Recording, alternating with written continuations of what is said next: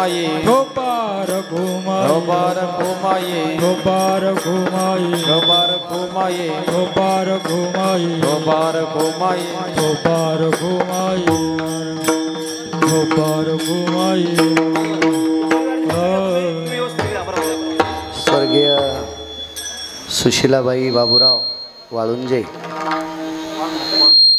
वाळुंज सुशीलाबाई बाबूराव वाळुंज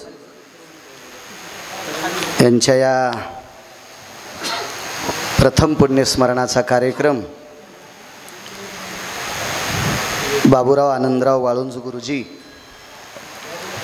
तथा बाळासाहेब आणि सुरेशराव हे सुपुत्र बसा बसा बसा आदी करून दीर भाये पुतणे नातू पंतू आदी करून मोठा हा वाळुंज परिवार आहे. भगवान त्र्यंबक राजाची कृपा या प्रांतावर बऱ्यापैकी 2 दिवसापासून झाली. गुरुवर्य निवृत्तीदादांची कृपा झाली आणि बऱ्यापैकी मला असं वाटतं या 5-7 वर्षातला पहिला काळ असेल मृगात पेरणी व्हायल्यात. वा पहिला काळ असेल. मी परभणीपासनं इथपर्यंत आलो, इथपर्यंत पाऊस पडला नाही अशी जागाच नाही. गुरुजी सर्वत्र मृगात पेरणी आणि मृग नक्षत्रात पेरणी झाली की बऱ्यापैकी वातावरण पोषक असतं पिकाला, धनाला, सगळ्या गोष्टीला. माझ्या निवृत्तीदादांची कृपा झाली, त्र्यंबक राजांची कृपा झाली. हा प्रांत म्हणजे प्रभू रामचंद्राच्या पदस्पर्शाने पुनीत असलेला प्रांत आणि या परम पावन प्रांतामध्ये बऱ्यापैकी कुळव पाभर धरलेली, ट्रॅक्टर धरलेली मशागती चालू असलेला काल. एवढ्या वेगात काही लोकांना वापसा नसल्यामुळं द्या सोडून, पण जिथं जिथं माथ्यावर आहे तिथं पेरण्यासुद्धा मक्केच्या चालू आहेत तुमच्या भागात. तरी या वाळुंज परिवारावर प्रेम करणारा इष्ट मित्र सज्जन सखे हा सर्व परिवार या ठिकाणी आलेला आहे. सर्वांच्या वतीने अर्ध्या मिनिटाची सौभाग्यवती सुशीलाबाईंना एक आदरांजली देऊ आणि आपण पूर्णविराम करू. निधियाम निधिपते सकलति सुधिय निछंद कलाभय जायन्ते यक्षति लोकं किन्नर लोकं विद्याधर लोकपालायो दिक्पालेषु परमति हंसा चारु हंस भय जायन्ते कैलासाधिपतयन्नमा सत्यं वासं पतयन्नमा गोलोकाधिपतयन्नमा वैकुंठाधिपतयन्नमा हिरण्यश्राद्धो कागतिश्राद्धो शंखश्राद्धभयमुच्यन्ते शंखश्राद्धभयमुच्यन्ते शंखश्राद्धभयमुच्यन्ते नारायणो नागबली आप्तेष्टि भय त्रिपिंडी काल सर्प भय शांतिरोर मुच्यत भय निजायन्ते रक्तं चंदन समर्पयामि अरक्त पुष्पं समर्पयामि अंगुष्ठाधिष्ठान भयो अंगुष्ठाधिष्ठान भयो अंगुष्ठाधिष्ठान भयो. संत निवृत्तीनाथ महाराज की जय. निवृत्ती ज्ञानदेव सोपान मुक्ताबाई एकनाथ नामदेव तुकाराम. निवृत्ती ज्ञानदेव सोपान मुक्ताबाई एकनाथ टाळ टाळ. निवृत्ती ज्ञानदेव सोपान मुक्ताबाई एकनाथ नामदेव तुकाराम. निवृत्ती ज्ञानदेव सोपान मुक्ताबाई एकनाथ नामदेव तुकाराम. निवृत्ती ज्ञानदेव सोपान मुक्ताबाई एकनाथ नामदेव तुकाराम. संत निवृत्तीनाथ महाराज की जय. त्र्यंबकराज भगवान की जय. प्रभु रामचंद्र भगवान की जय. श्री गुरु जोग महाराज की जय. गाय नक्षत्रातली बुलंद तोप बगुरे गुरुजी आहेत. आदरणीय खिलारे गुरुजी आहेत. या परिसरातलं वारकरी संप्रदायातले गोडसं पीठ, त्या पीठातले पीठाधीश आदरणीय रघुनाथ बाबा सुद्धा आहेत. आदरणीय हरिभक्तीपरायण रामदास बाबा आहेत. मृदंग क्षेत्रातलं नाविन्यपूर्ण रत्न विकास राजे आहेत, त्यांनाही प्रणाम. आदी करून सर्व मस्तक माझा पायावरी वारकरी संतांच्या. जगताप काका तारखेच्या संदर्भात संपर्क करत होते, काकासुद्धा आहेत, त्यांनाही धन्यवाद. अनिल जाधव आहेत, त्यांनाही धन्यवाद. मागच्या वेळेस हे जे वाळुंज कुटुंब ज्या कीर्तनात आलतं शिवनाथ भाऊंच्या कार्यक्रमात, आणि म्हणून वाळुंज कुटुंबाने ही तारीख घेण्यात आली. शिवनाथ भाऊसुद्धा भेटले, त्यांनासुद्धा धन्यवाद. साऊंड सिस्टीमवाले तुम्हालाही धन्यवाद. ज्ञानेश्वर माऊली ज्ञानराज माऊली ज्ञानेश्वर माऊली ज्ञानराज माऊली. विठ्ठल जय जय विठ्ठल. विठ्ठल जय जय बोधे देने कुणे वेळेला कोणी उत्तरे क्षमा अपराध महाराज नाही विचारिला अधिकार तुका म्हणे ज्ञानेश्वरा पाया तुका म्हणे ज्ञानेश्वरा पाया पैकी करा क्षमा परा हरी ज्ञानदेव तुकाराम देव तुकाराम हरी कुंडली कवर हरी विठ्ठल श्री ज्ञानदेव तुकाराम माऊली ज्ञानेश्वर महाराज की जय. श्रीमंत श्री जगद्गुरु तुकाराम महाराज